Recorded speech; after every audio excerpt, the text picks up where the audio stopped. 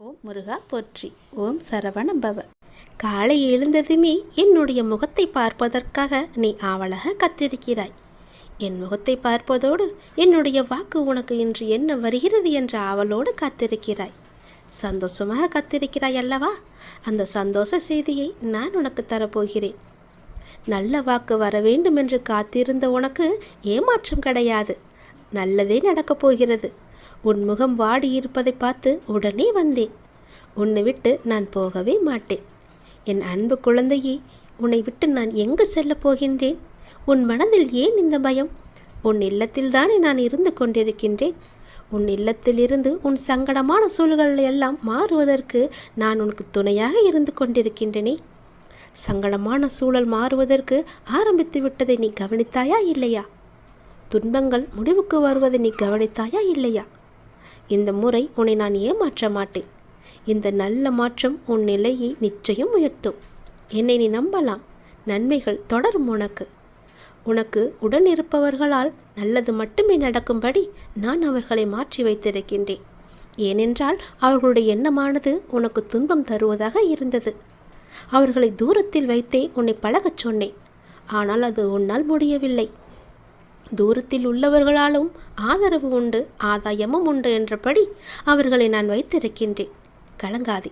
உனக்கு கிடைக்க வேண்டிய உதவிகள் எல்லாம் உன் கைக்கு வந்து கிடைக்கப் போகிறது. உன்னுடைய பொருளாதாரம் முன்னேற்றம் அடையப் போகின்றது. நீ என்னுடைய நாமத்தை ஜபித்து கொண்டே இருக்கின்றாய் அல்லவா? எந்த நேரம் பார்த்தாலும் என்னுடைய நாமமே உன் நாவில் இருக்கின்றது. என்னை நினைத்து தியானமோ நேரம் கிடைக்கும் போதெல்லாம் எனது பெயரை நீ உச்சரித்து கொண்டிருப்பதால் நான் உன்னை தேடி உன் இல்லத்திற்கே வந்து உன்னை காப்பாற்ற வந்துவிட்டேன். உன் வாழ்க்கை தரத்தை உயர்த்த வந்துவிட்டேன். உன் லட்சியம் எது என்று அறிந்து அதை நிறைவேற்ற வந்துவிட்டேன். உன் கடன் பிரச்சனையை தீர்க்க வந்துவிட்டேன். உன்னுடைய குணத்தை நான் சரியாக புரிந்து கொண்டதால் உனக்கு அவ்வப்போது என்ன தேவை என்பதை அறிந்து உன் தேவையை நிறைவேற்ற வந்துவிட்டேன். உன்னுடைய வாழ்க்கையில் இல்லை என்ற சொல்லை இல்லாத அளவுக்கு உன் வாழ்க்கையை நான் உயர்த்தி காமிக்கப் போகின்றேன். உன்னுடைய அப்பா நான் உன் அருகிலேயே என்றுமே இருப்பேன். கவலைப்படாதே. எல்லா நாளும் இனி நல்ல நாளாக இருக்கும். உனக்கு சந்தோஷ செய்தியோடு நீ ஒவ்வொரு நாளையுமே தொடங்கப் போகிறாய். நான் உன்னை ஒருபோதும் கைவிட விட மாட்டேன். உனக்கு ஐயமே வேண்டாம். நீ என்னை அழைத்தாய், ஞாபகம் இருக்கிறதா? எப்போது என்று ஞாபகம் இருக்கிறதா? நீ அழைத்ததால் தான் நான் வந்தேன் உன் வீட்டிற்கு. உன் மனம் கலக்கமாக இருந்ததால் உன்னை காண வந்தேன். இது ஒன்றும் உன் வாழ்வின் முடிவு அல்ல. இதுவே உன் வாழ்வின் ஒரு அங்கம். இதுவே ஒரு தொடக்கம். இந்த நிலை நிச்சயம் மாறும். நான் இருக்கின்றேன். கவலையே படாதே. நேரமே இனி உனக்கு கிடையாது. உன் வாழ்க்கை முடியவில்லை. இனிதான் ஆரம்பம். அடுத்த கட்டம் மிக சந்தோஷமாக இருக்கும். நல்லது நடந்து கொண்டே இருக்கும். உனக்கு கூடிய சீக்கிரமாகவே நிலையான வருமானத்திற்கு நான் ஒரு வாய்ப்பை தரப்போகின்றேன். அது அதிர்ஷ்ட வாய்ப்பு உன் வீட்டின் கதவை தட்டப் போகின்றது. அதை பயன்படுத்தி உன்னுடைய வாழ்க்கையில் நீ எப்படியெல்லாம் முன்னேற வேண்டும் என்று ஆசைப்படுகிறாயோ தயங்காமல் நீ முன்னேறி கொண்டே போ. இனி உன் வாழ்க்கையில் ஏற்றம் மட்டுமே இருக்கப் போகின்றது. என் ஆசீர்வாதம் உனக்கு என்றுமே இருக்கு. கவலையே படாதே. கடவுள் எப்பொழுதுமே உடைந்த பொருட்களை மிகவுமே அழகாக பயன்படுத்தி விடுவார். உடைந்த மேகங்கள் தான் மழை பொழியும். உடைந்த நிலம்தான் உழும் வயலாகும். உடைந்த நெல்தான் விதையாகும். உடைந்த விதைகள் தான் புதிய செடிகளுக்கு வாழ்க்கை கொடுக்கும். அதனால் எப்போதாவது நீங்கள் உடைந்து நொறுங்கினால் நம்புங்கள், கடவுள் உங்களை பெரிய விஷயத்திற்கு தயார்படுத்துகிறார் என்று. உனக்குள் இருக்கும் மனக்குழப்பம் நான் உணர்ந்து கொண்டேன். அதற்கு நீ தீர்வை தேடிக்கொண்டிருக்கிறாய் என்பதையும் நான் அறிந்து கொண்டேன். அந்த தீர்வை நான் தருகின்றேன். என்னை சரணடைந்த உன்னை கவலைப்பட செய்து விஷயங்களிலெல்லாம் மீட்டு இழுப்பேன். கவலைப்படாதே. தைரியமாக இரு. நம்பிக்கை இழக்காதே. உனக்கு துணையாக நான் எப்போதும் வந்து கொண்டே இருப்பேன். நீ யார் என்பதை மீண்டும் அனைவருக்கும் புரிய வைப்பேன். சின்ன சின்ன குழப்பங்கள் வரும். ஆனாலும் உன்னை நான் மீட்டு நீ செல்ல வேண்டிய சரியான வழியில் உன்னை செல்ல நான் உனக்கு துணை இருப்பேன். அனுமதியும் தருவேன். என் நாமத்தை உச்சரித்து கொண்டே இரு. எல்லாமே தானாகவே சரியாகும். உனக்கு கூடிய சீக்கிரம் நிலையான வருமானம் வேண்டுமென்று நீ ஒரு முயற்சி செய்து கொண்டிருக்கின்றாய். அந்த முயற்சி வெற்றி பெறுமா அல்ல இப்படியே போய்விடுமா என்று எண்ணத்திலேயே இருக்கின்றாய் அல்லவா? நிச்சயம் அது வெற்றி பெறும். அது உனக்கு பல மடங்கு லாபத்தையும் கொடுக்கும். உன் கர்ம வினைப்படி உனக்கு விதிக்கப்பட்ட வாழ்வில் சில உறவுகளை கையாள்வது கடினமாகத்தான் இருக்கும். அவர்கள் அவ்வப்போது சுயநலமாக நடந்து கொள்வதை பார்த்து நீ கவலைப்பட்டு கொண்டிருக்கின்றாய். நீ எங்கும் போக வேண்டாம். எதுவும் உன்னுடையது இல்லை. உன் வினைக்கேற்ப எல்லாம் உன்னிடம் வந்து இருக்கும். மாயைகள் புரிந்து கொள். தியானத்தை பழகு. நீ இறை சிந்தனையை வளர்த்துக்கொள். தியானம் உனக்கு நிச்சயம் உனக்கு உதவும். துன்பத்திலிருந்து உன்னை காத்து இறுதி வரை உன் வாழ்வை நீ கடக்க உதவும். என்னிடம் நீ கூறிவிட்டாய் அல்லவா? அதற்கு பிறகு எதை பற்றி நீ சிந்தனை செய்து உன் மனதை நீ குழப்பிக் கொண்டிருக்கின்றாய்? சிந்தனையில் சில மணி நேரம் இருக்கச் செய். ஆனால் அது உனக்கு நன்மையா என்று யோசித்து செய். உனக்கு நல்லது நடக்கும். உன் வருமானத்திற்கு நானே பொறுப்பெடுத்துக் கொள்கிறேன். கவலைப்படாதே. அது உனக்கு நிலையான வருமானமாக இருக்கும். நான் தரும் அதிர்ஷ்ட வாய்ப்பை நீ பயன்படுத்தி கொண்டால் உன் வாழ்க்கை மிக நன்றாகவே இருக்கும். பயன்படுத்திக்கொள். உனக்கு இன்ப நிலை நீங்கி துன்ப சுமையை சுமக்கின்றையே, அனுபவிக்க இன்னும் என்ன இருக்கிறது என்ற அளவில் துன்பத்தின் எல்லை வரை சென்றுவிட்டு வெறுமையாய் நின்று என் முன் எனது முகத்தை உற்று பார்த்து அழும் உன்னை நான் கண்டு கொள்ளவில்லை என்று நினைத்து கொண்டிருக்கிறாய். உன்னை நான் கரிசனத்தோடு தான் கவனித்துக் கொண்டிருக்கிறேன். ஒவ்வொரு முறையும் உன்னை தைரியப்படுத்திக் கொண்டு வருகிறேன் என்பதை நீ நினைவுபடுத்திக்கொள். இன்னும் நீ கடந்து போக வேண்டிய தூரம் நிறையவே இருக்கிறது. அதுவரை எல்லையற்ற பொறுமையோடு தீவிர நம்பிக்கையோடு உனது சுமையின் கணம் தெரியாமல் இருப்பதற்காக என்னுடைய நாமத்தை நீ உச்சரித்தபடி இருக்க வேண்டும். எனது சத்தத்தை உணர்வுள்ள நீ கவனித்து கேட்டு அதன்படி நடந்து கொள். அப்போது உனக்கு ஆறுதல் கிடைக்கும், மன நிம்மதி கிடைக்கும். எதற்காகவும் கவலைப்படக்கூடாது. நான் உன் கூடவே இருக்கிறேன். எது வந்தாலும் நான் உனக்கு அருள் செய்ய காத்து கொண்டிருக்கிறேன். நீ விழிப்புணர்வுடன் இரு. விழித்துக்கொள். எல்லாமே உனக்கு நல்லதாகவே நடக்கப் போகிறது. நீயே என் துணை, நீயே என் காவல், நீயே என் வழிகாட்டி, நீயே என் குறிக்கோள், நீயே என் அப்பா, நண்பன் என எல்லாமே நீதான் அப்பா என என்னை அழைத்து வந்தாய் உன் வீட்டிற்கு, உன் இடத்தில். அப்படி இருக்கும்போது உனக்கான நல்லதை செய்ய நான் தவற மாட்டேன். எனது உறுதிமொழி இது. எனது உறுதி ஒருபோதும் பொய்யாக இருக்க முடியாது. அது தாமதமாகும், ஆனால் அது தப்பாமல் உனக்கு கிடைக்கும். நம்பிக்கையோடு இரு. நீங்கள் நடந்து செல்லும் பாதை அவ்வளவு எளிதானது அல்ல, மிகவுமே கடினமானது. ஏகப்பட்ட சோதனைகள் உங்களை தாக்கலாம். ஆனாலும் என்ன, ஒன்றை மட்டும் நீ நினைவில் கொள். உங்களுடைய குரு நான் உங்களை இருக்க பற்றி இருக்கிறேன். உன்னுடைய கடவுள் உன்னை இருக்க பிடித்திருக்கிறேன். நீங்கள் செல்லும் பாதையில் இடர்பாடுகளை எல்லாம் கலந்து உங்களை உங்களின் இலக்கை வெற்றிகரமாக கடக்க நான் துணை புரிவேன். நீங்கள் முழுமையாக நம்பும் நான் உனக்கு எல்லாவற்றையுமே செய்ய காத்து கொண்டிருக்கிறேன். இனி உன்னுடைய வீட்டில் நீ கேட்டபடியே எல்லாமே நடக்கப் போகிறது. உன் வீட்டில் மங்களகரமான நிகழ்வுகள் எல்லாம் நடைபெறப் போகிறது. நீ அதற்கான முயற்சியை செய். உன்னுடன் இந்த இறைவன் கடவுள் நான் இருந்து உனக்கு நடக்க வேண்டிய எல்லாவற்றையுமே உனக்கு செய்கிறேன். உன் குடும்பத்துடன் நீ ஆனந்தமாக இருப்பதை பார்ப்பதற்காகவே நான் தவித்து கொண்டிருக்கிறேன். மீள முடியாத துன்பத்தில், துயரத்தில், பிரச்சனையில் தவிக்கும் போது உன்னை பக்குவமாக அழைத்து அதிலிருந்து உன்னை விடுவித்தது யார் என்று நினைத்து கொண்டிருக்கிறாய்? நீ முழுமையாக நம்பும் கடவுள் நான் தானே, இறைவன் தானே. அப்படி இருக்கும்போது என் மீது உனக்கு நம்பிக்கை இல்லாமல் எப்படி போகும்? நிச்சயம் உன்னுடைய நம்பிக்கையை நான் வீணடிக்க மாட்டேன். எல்லா ஆபத்திலிருந்து நான் உன்னை காப்பாற்றியிருக்கிறேன். இனியும் காப்பாற்றுவேன். இனி எல்லாமே உனக்கு நல்லதாக மட்டுமே நடக்கும்படி நான் செய்கிறேன். நீ இப்பொழுதே விழித்துக்கொள். விழிப்புணர்வுடைய உனக்கான மகிழ்ச்சி நிலைத்து இருக்க போகிறது.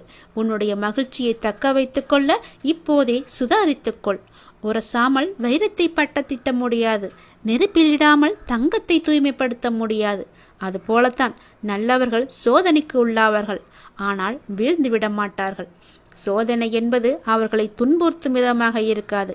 மேலோட்டமாகவே அழைத்துச் செல்லத்தான் உனக்கு துணையாக உன் பக்கத்தில் நான் இருக்கிறேனே, உன்னுடைய அப்பாவாக.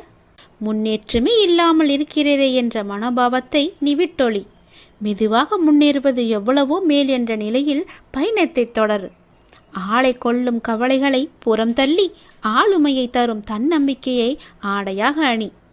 எளிதானதை நோக்கி செல்லாதே, சரியானதை நோக்கி செல். வாழ்க்கை ஒரு அற்புத பரிசு. அதை நீ மகிழ்வாக வாழ முயற்சி செய்யுங்கள். என்னுடைய துணையோடு. உங்களை தவிர வேறு எதிலும் நம்பிக்கை கொள்ளும் என் மனதை மாற்றுங்கள் என்று என்னிடம் நீ சொன்னி அழுதாய் அல்லவா? உனக்கும் எனக்கும் முன் ஜென்ம தொடர்பு இருக்கிறது. நம் பந்தத்தின் ஆழம் இது. ஜென்ம ஜென்மமாய் தொடரும் பந்தம். உனக்காக நான் இருக்கிறேன். எல்லாமே மாற்றியமைக்கப் போகிறேன். நலமோடு நல்வாழ்வு உனக்கு காத்து கொண்டிருக்கிறது. சுபமாய் என் ஆசீர்வாதங்களுடன் நீ நிம்மதியாக, நிறைவாக, மகிழ்ச்சியான வாழ்க்கையை நீ வாழ வைக்கப் போகிறேன். உன்னை நீ சந்தோஷமாக இருக்கப் போகிறாய். அதற்கு நானே பொறுப்பு. வாழ்க்கையை எல்லாவற்றிற்கும் ஒரு மாற்று கருத்து வைத்திருக்கிறது. மாற்றம் ஒன்றை வைத்திருக்கிறது.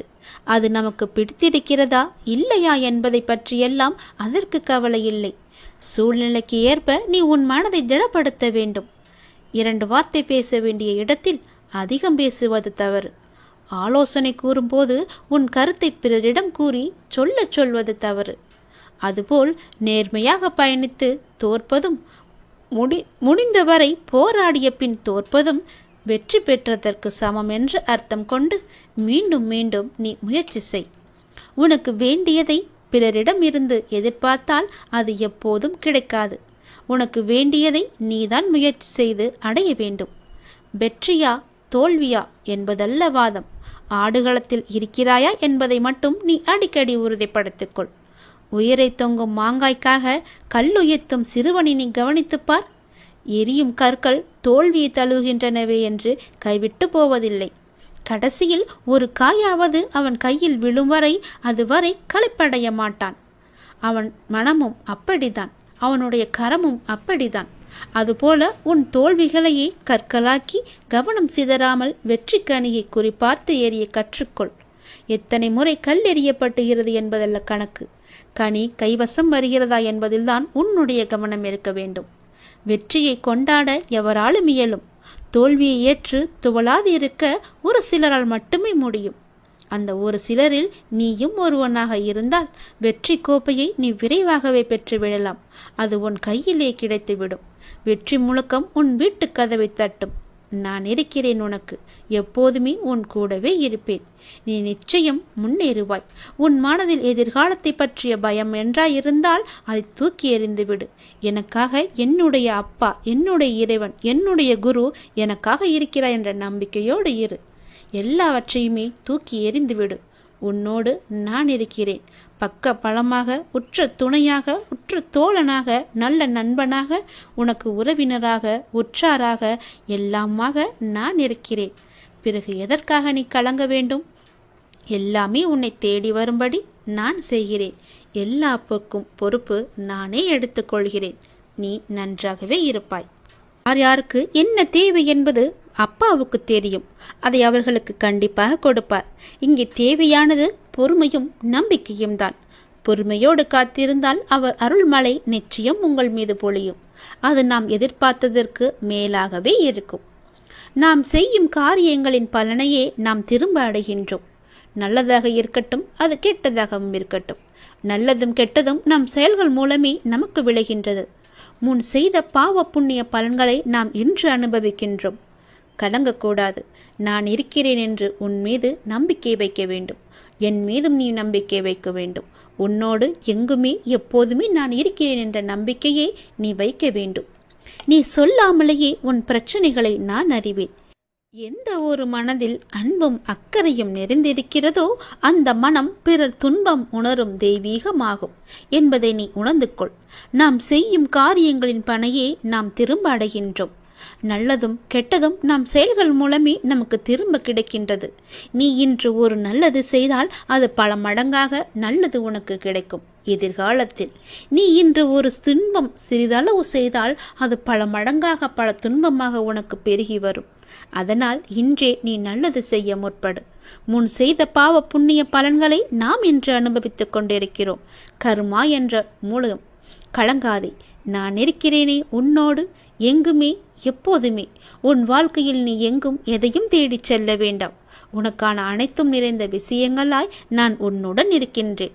மற்றவர்களை நம்பி வாழ்வது சுயமரியாதை இல்லை என்று நினைக்கும் போது என் குழந்தை என்னிடம் மட்டும் உரிமையாக கேட்பதை பார்த்து நான் ஆனந்தப்படுகிறேன்.